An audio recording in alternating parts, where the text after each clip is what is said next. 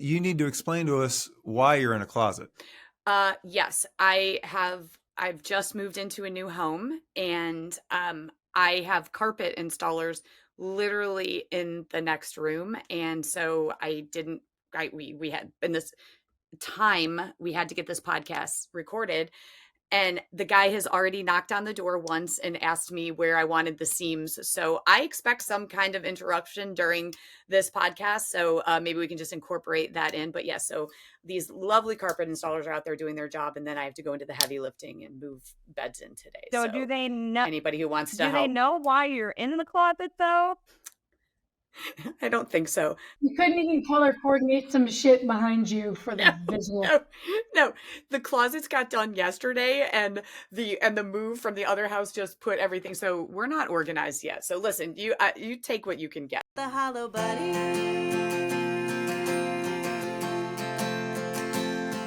And we all feel hollow sometimes.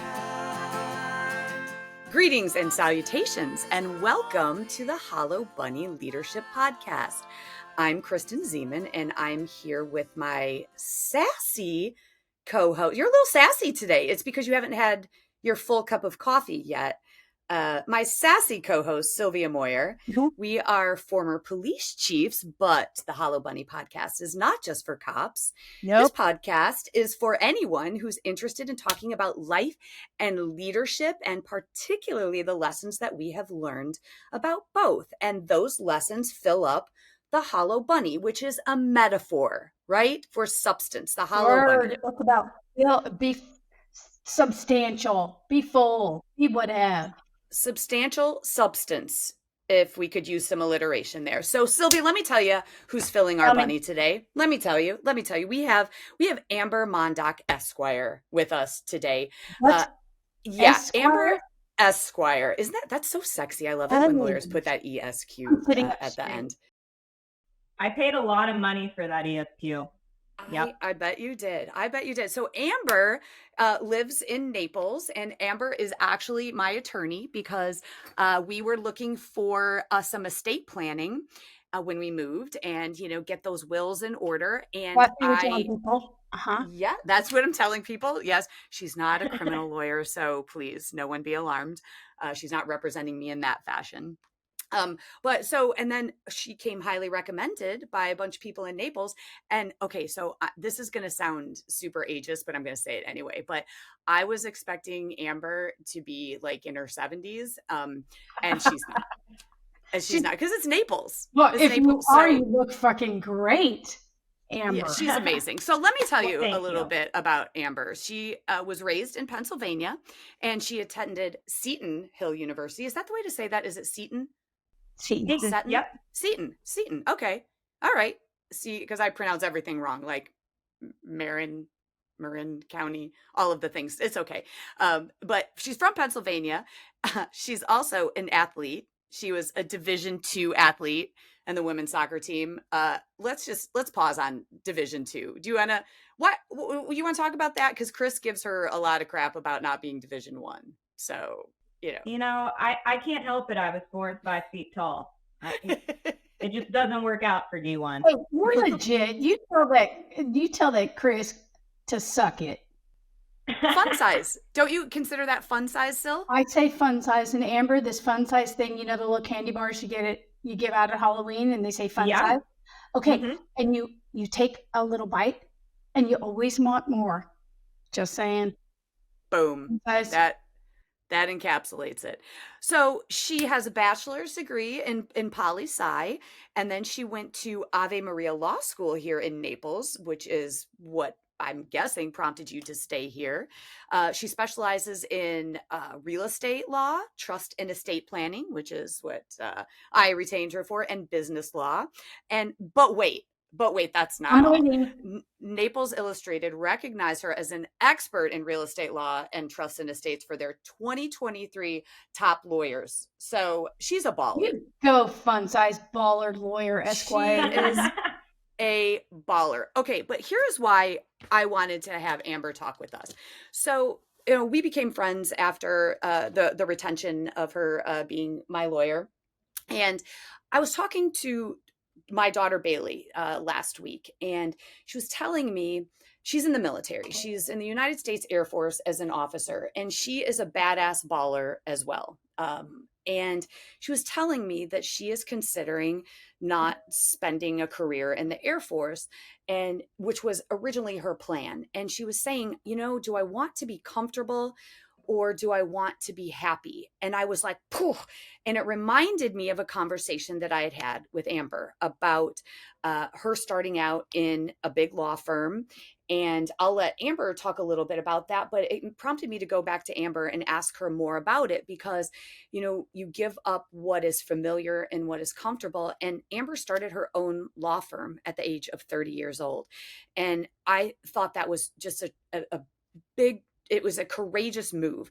And so that's really what I wanted to bring her on to talk about. We talk about leadership and courage and being uncomfortable and falling too much into our comfort. So Amber, first of all, go back up a little further and then we can hit on that. But what have you always wanted to be a lawyer? What prompted you to go into the profession in the first place? Yeah, so my mom and my aunt both were judicial clerks. So I grew up going to the courthouse and visiting and sitting in the judges' chambers at a young age. And then ironically, I took an aptitude test about second grade and they said I should be an attorney despite my lack of spelling. So I always had that on my mind. And once I was kind of transitioning into college, I had this grand idea that I was going to be a math teacher. And my entire family kind of looked at me and scratched their heads and said, why the change of course? That just seems too comfortable for you. You've always wanted to do this. Why are you selling yourself short? So in the drop of the hat, I changed my, whole course of what I thought I was going to do for my adulthood. What made you decide to go into the particular law that you're in? It kind of took a little bit of experimenting because most people think of attorneys, you see a court show and you're on TV. Yeah, you're on TV litigating and, in front of a judge. And then I got to know a total different side of that, which, most people don't focus on transactional law as being a cool, hip thing in the media. But I kind of like the thought process of this is a need that everybody has day to day at some point. You're going to buy or sell a house. Death and taxes are a thing of assurance in life. So I found it as a different way to help people that was much more fulfilling to me than just arguing with another attorney in court. Okay, so I have 100 questions. First, I think our listeners want to know, so you're Kristen's attorney, you specialize in real estate, and she's stuck in a closet on a beach floor. So how do you measure success in your work? Mm-hmm. So that's a great question. I think it's actually, outside of the closet, I have no control over that. Okay. Yeah.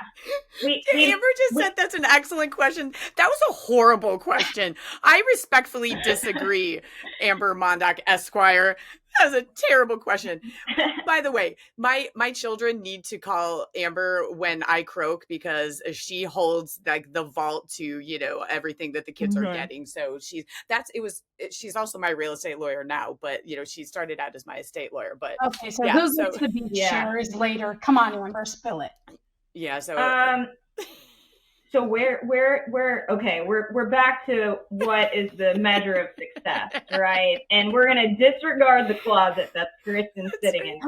That's right. Okay. That's not a reflection of my lawyer and her skills. That I am professional.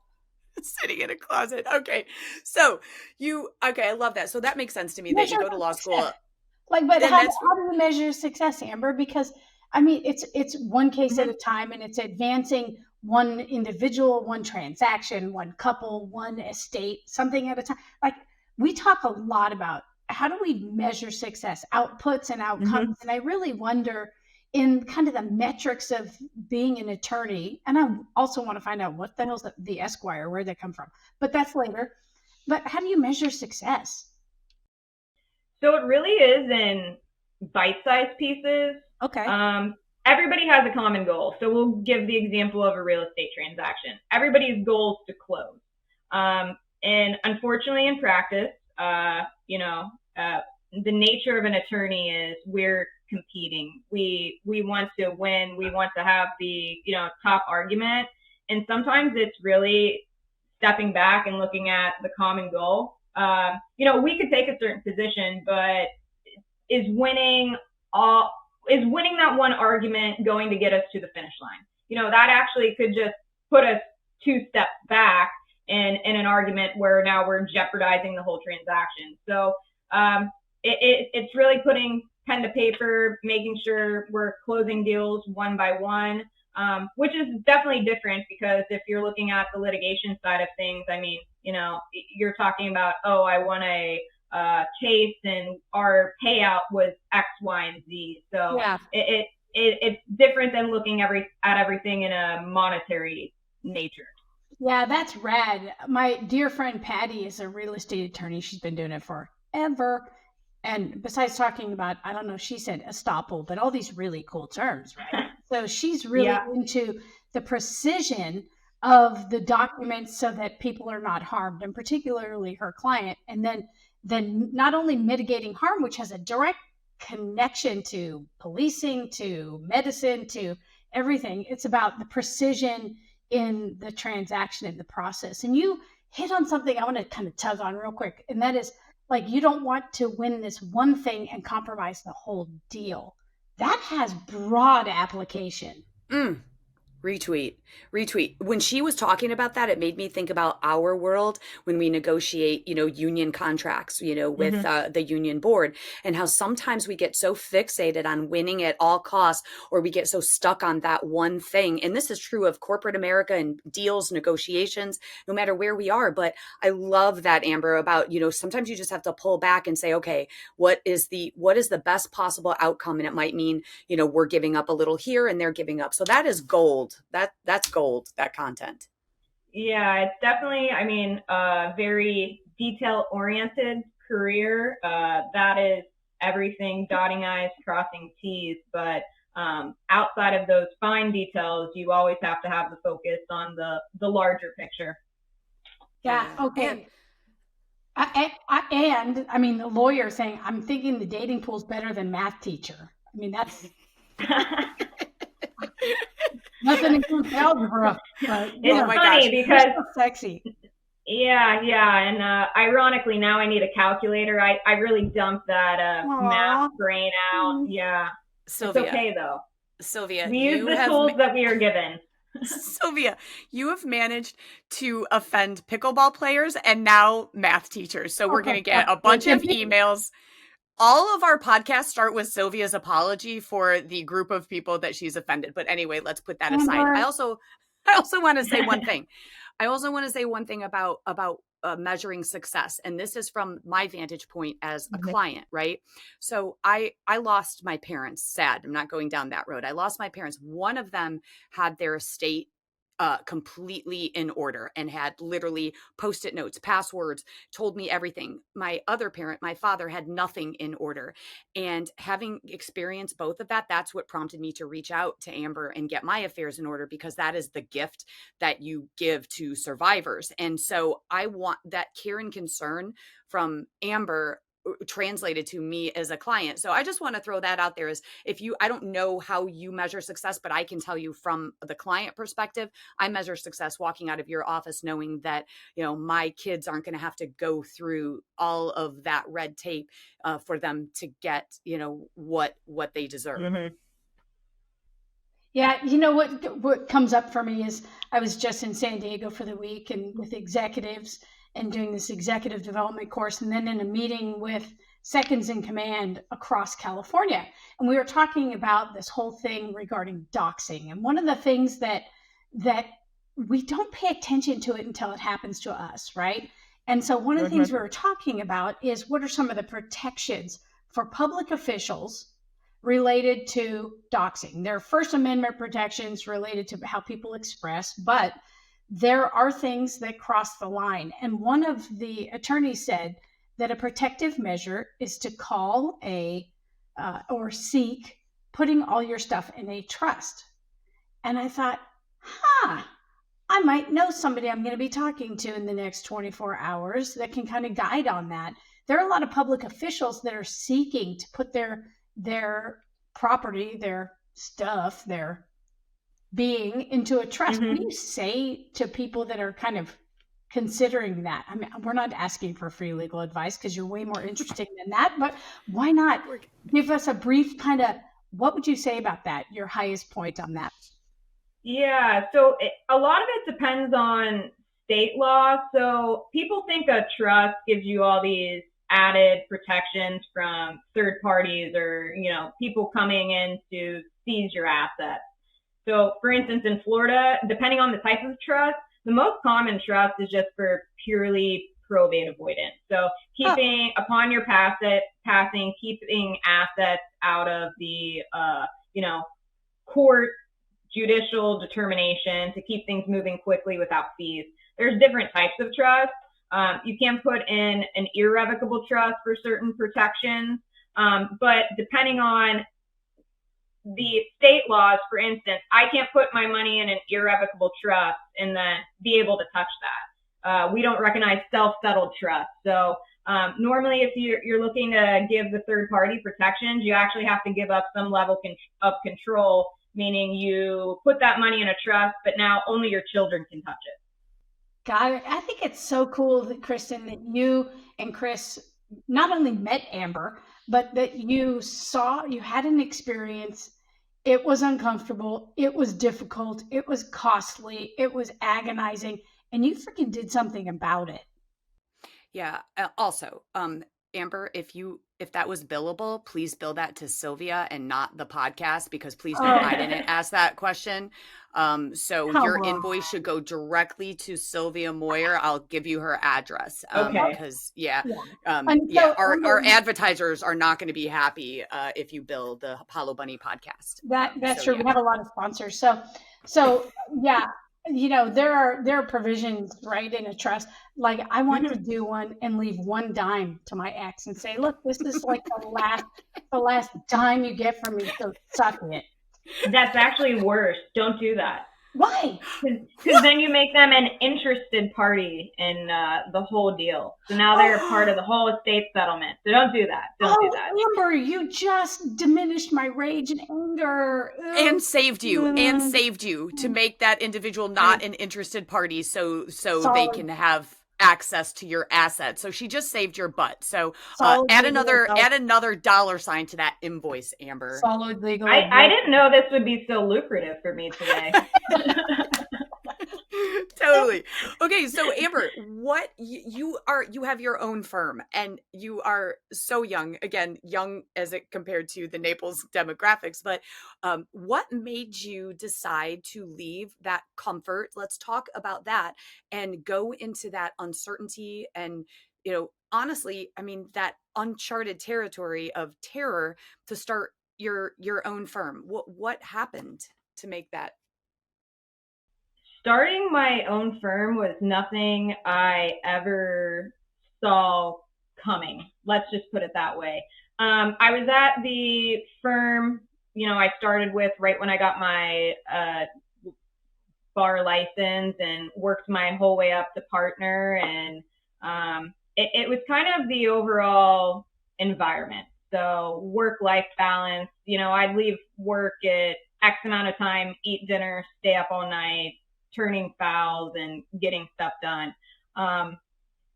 It was not great on a personal level. So, I mean, obviously getting a title, making money is great, but is it actually bringing you happiness on the day-to-day level? And the ironic day that the straw that breaks the camel's back, it was a work anniversary party. And it was my work anniversary. And I found myself, I was the only one working during my own party. And then I went to go get lunch there was no food left, and I sat there in like a fit of rage for a while. And then I ended up, I walked into, my boss's office at the end of the day, and I was expressing things, and I actually have never told anybody this. I'm expressing my thoughts, and I didn't quit. And he looked at me and goes, are you quitting? And I said, you know what? I think I am. I think I am. So it was weird that I kind of got there. And then I said, well, what am I thinking? What am I going to do? I didn't even like plan ahead. Like, I don't have another job. Am I going to start my own office? I said I'd never want to do that. And then my wife had been encouraging me to, step back. Is this where you want to be? And that's where I said, well, if I'm going to start the firm, I guess now's a better time than ever because, I didn't plan for any of this. Okay, so what I'm hearing is they had a party for your work anniversary. You worked your ass off. You got no food. Nobody took care of you. You went in there, threw your sucker in the dirt, grabbed your shit, stomped off the playground, and then went home and said, so, see, what happened was, and you had to tell your wife that you were out. I think she really thought it was a joke, and I didn't do it. And then I came home, and I'm like, no, like when the glasses come off, we know this is serious. And I'm like, no, I really quit my job today. Like, no, this is not a, trial run. Like it's a live issue. Okay, so this live issue, then you set out on a plan. And most people think, okay, you got a firm, you start a firm, you do, you've got to have a plan, right? You have a transferable skill. We've talked about this. Policing's precarious, right? Life is precarious. Some condition could give rise to you falling off the mountain, right? This kind of first mountain of success and getting the degree and the success and all this stuff. You have this thing that occurs, the universe conspires. You say, yeah, I'm not doing this anymore. You claim your freaking life with this transportable skill that you have in the law, and you just say, I'm going out on my own.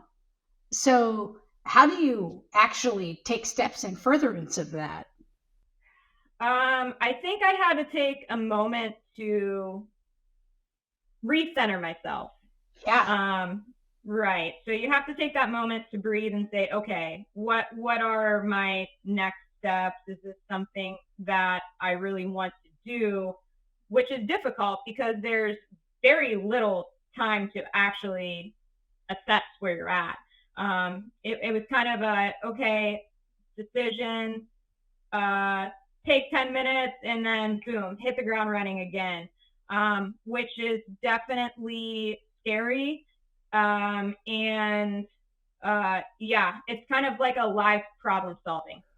So, and there's a couple of things there that I think are so important to point out about our lives. And you mentioned it still about that first mountain, climbing the first mountain of success and ambition and, financial gain and all of the things that, that we pursue and that make us comfortable.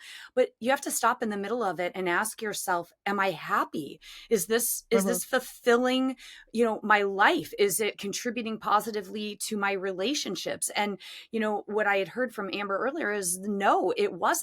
And her personal life, it was, constrained because of it. And then the other point here, and that we talk about, work-life balance, which sometimes, I always push back at that because it's not really work life, it's just life, and I'm also terrible at that work-life balance. I mean, when I'm doing a great job in my personal life, I'm, probably failing somewhere in my business life. But what I also wanted to say was, we tell people, people always ask us what is also a great ingredient to success. And it's, I think the best business decision we can make in our lives is our partner that we choose, our romantic partner, someone to encourage us. And that's also what happened too, is, she had her wife saying, okay, all right, regroup with you. And she's the one, from what you've told me, has encouraged you to, all right, let's do this. Like, you quit, let's start your own firm. And so whether that be a partner or your personal board of directors, but having a group of support, a system surrounding you, to tell you you can do this and I've got your back. So much substance there for the bunny to fill that bunny. Yeah, absolutely. And, sometimes I think that's a good point, because you might not always have the right answers at any given moment, but that's why we surround ourselves with good people and, the supporting figures that we have, because we're not always at our best. And when we're not, that's where you're supposed to pick somebody else up. So ironically, Sally had the vision before I even saw it. I just needed to kind of put the pieces in motion to get there, and I didn't even necessarily realize it. That's rad. That's so rad. So, I want to kind of switch just a smidge to take us into this kind of prep for the work that you're doing. One is, okay, so you played kicky ball, right? Yeah. Okay. You soccer players or something, I'm Kicky finding. ball. Were you a forward, a mid, center, something or other? I actually logged every position, including goalie.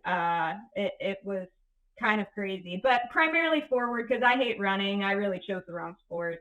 I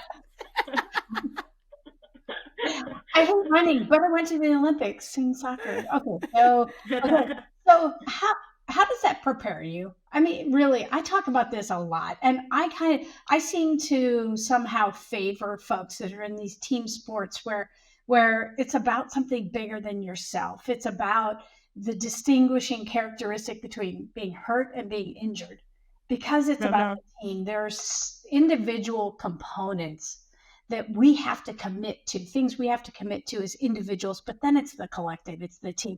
How did that prepare you for this thing that you're doing, this, this lawyer thing, this life, this leadership thing? Yeah, I think that there's always the message that sports teach you life lessons, whether that's working together with others. Somebody might have an injury and they might try to be played, so you have to work a little harder that day to get the whole team back on the same balance. And it's also coaching. You have to figure out your players. So as far as figuring out your staff and what their strengths are, how to pull the best work effort out of certain individuals. And there's the whole challenge. I mean, it's live problem solving. It's figuring out, you're playing a sport, but you're juggling your academic schedule along with that. So you have to be organized. You have to have endurance. So it's live, depending on, any time of the day, which is really what kind of the firm is too. I mean, sure, we're a team. And I even bring that up sometimes when I'm talking to clients, who you're not going to put a center. If you're building a football team, let's say, or we'll go back to soccer, you're not going to put a forward who can't catch a ball in the goal. We want to pick our best players for the right spots and the right reasons. Or if they're not equipped, then we need to figure out mechanisms or training to teach people to do that.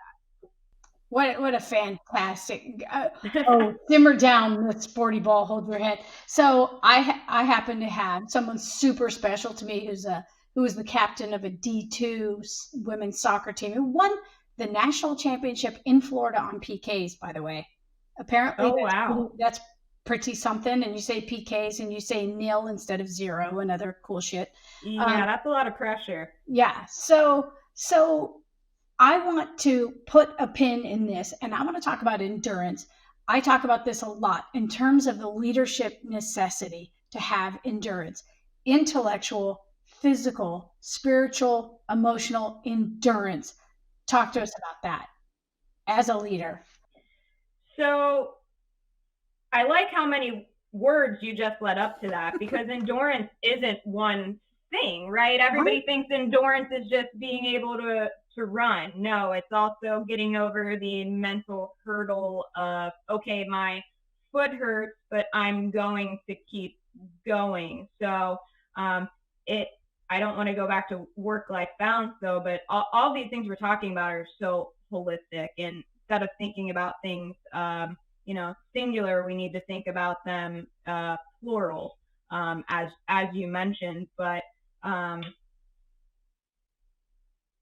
endurance is a hard thing to measure, I think, as well. Yeah.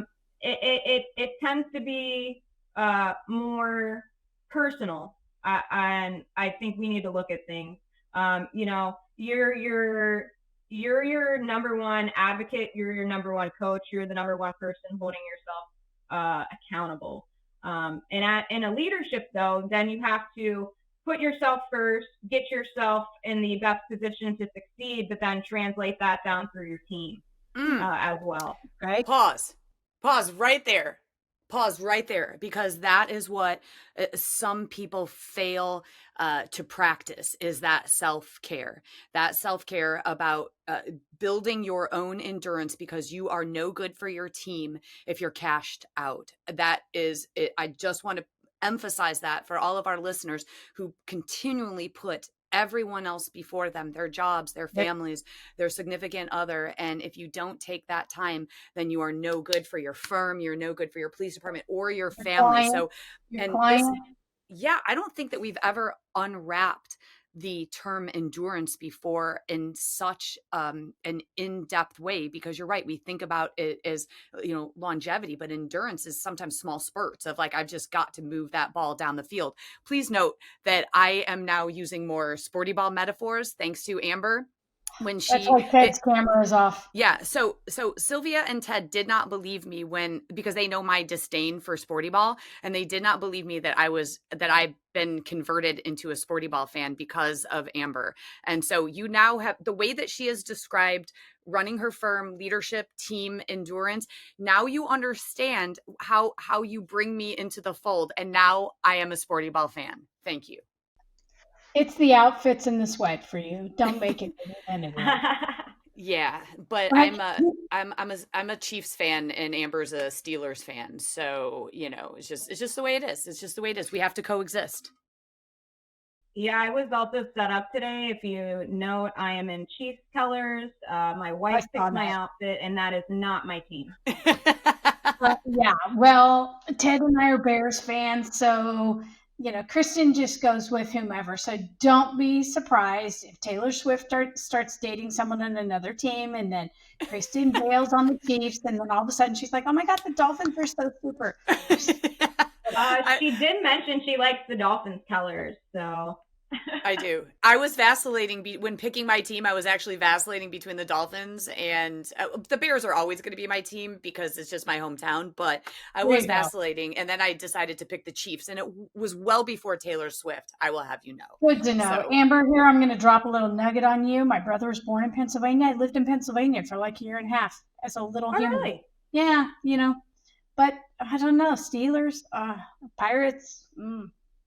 Penguins, I don't know, can't do it. Anyway, so I got to tell you, the past couple days, I want to pull on this endurance thing. So our listeners are really tuned in and probably riveted at this point to figure this thing out. And Kristen said something about leaders caring for self so we can be of greater service to others. My mom used to say, look, there's two ways to talk about being selfish. One is to do for yourself at the deprivation of others. We don't like people like that.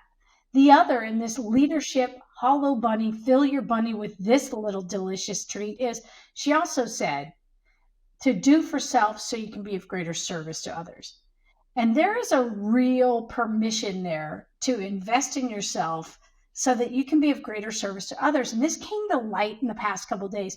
The Los Angeles Sheriff's Department had 4 of their deputies commit suicide within a 24-hour span. 4 deputies in 24 hours. A horrific tragedy for the individuals and their families. And Kristen and I understand the leadership toll that takes. Then I went right from that to examining the Riverside County Sheriff's Office in California. On December 27th, 2022, had one of their deputies shot and killed in a traffic stop. Then 15 days later, they lost another deputy shot and killed while he was trying to help someone in a custody thing. And this just put a finer point on not only the rigors of the work, but the preparation.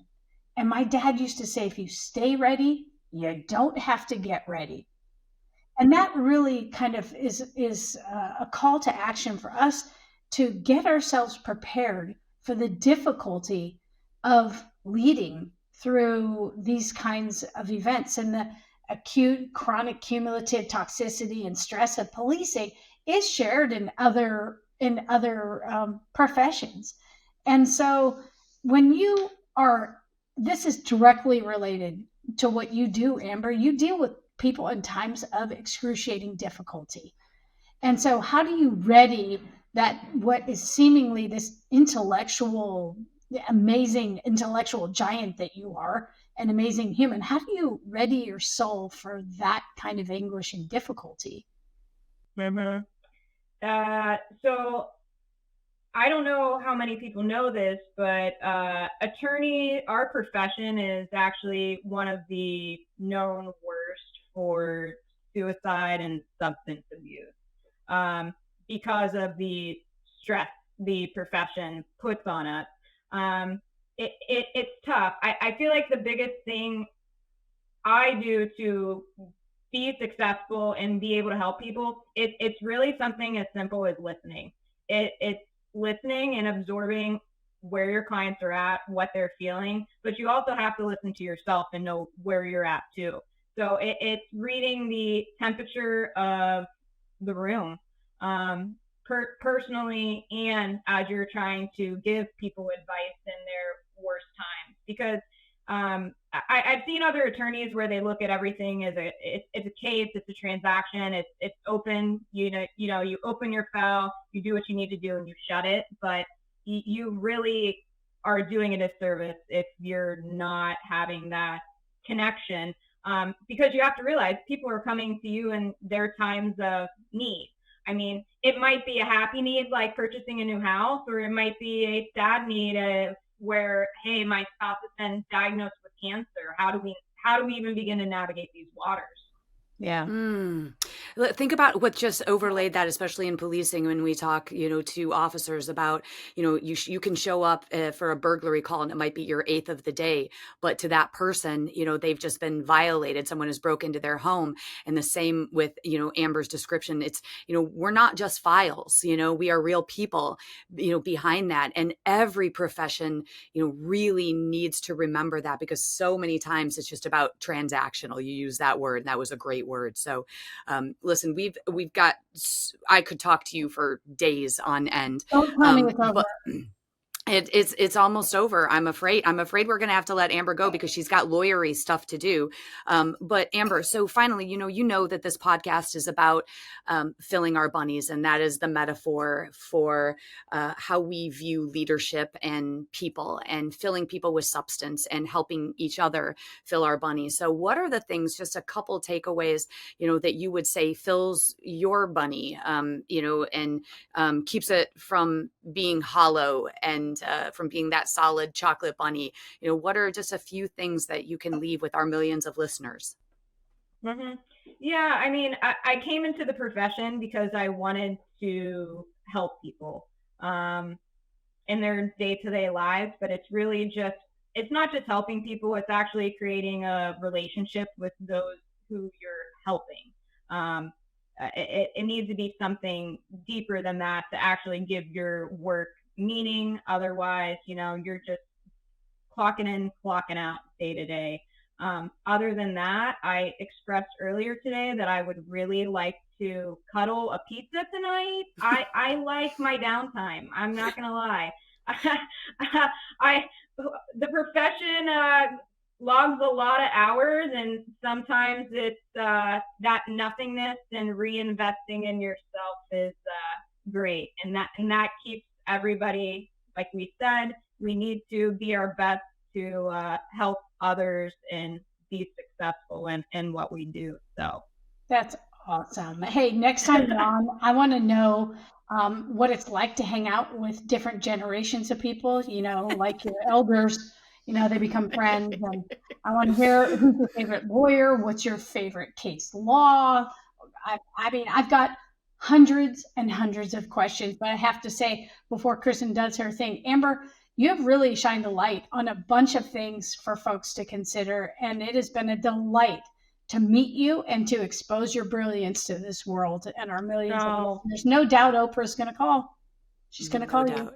There is no doubt. Yes. Well, I personally have benefited from Amber, not just professionally. That's where it began. But I am so honored to call you a friend. It has evolved into that, and you truly are a bright light. And I admire you and respect you. And thank you so much for coming on our little podcast. We appreciate you. And so, with that, we want all of you to know that Ted Madden produces this podcast, and the song that you are about to hear was written and performed exclusively for the Hollow Bunny podcast by my handsome and talented son, Jacob Zeman, and his accomplished friends. If you like the podcast, please punch that subscribe button. We are noticing that people are listening to the podcast, but they're forgetting to punch the button. So subscribe, like it, review, tell everyone you know about it. And if you don't like it, then move along. There's nothing more to see here. Everyone, keep filling your own bunnies with substance and continue to add substance to others. Bye, everybody. Bye, everyone. Thank you, ladies.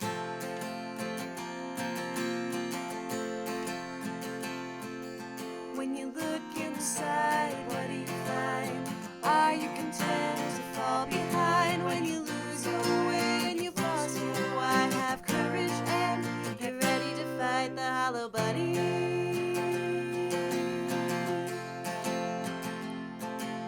When the way ahead is covered in smoke and you're tired and you're scared and you're losing hope, you'll open your heart and your eyes to see a challenge and a question. Why not me to fight the hollow bunny?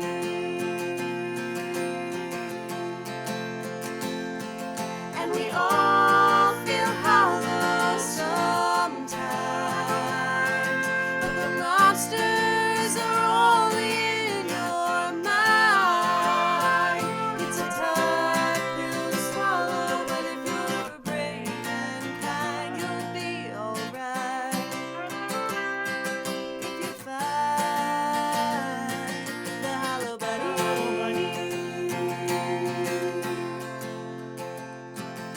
When the challenge ahead scares you to death, you tame the imposter inside instead. To change the world, you've got to start small. It takes a leader to say, I don't know it all, and I know I'm gonna fall, but I'll pick it up and come back stronger, failing forward and moving onward, doing the hard thing and the right thing, forever fighting the hollow bunny.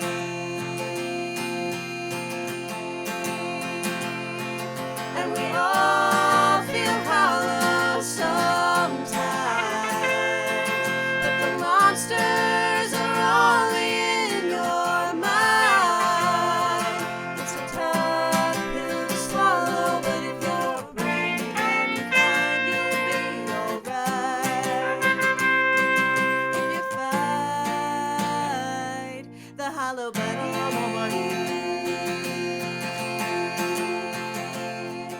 If you're tough on the outside but empty within, something's gonna crack, you've gotta start again. If you're tough on the outside but empty within, something's gonna crack, you've gotta start again. The monsters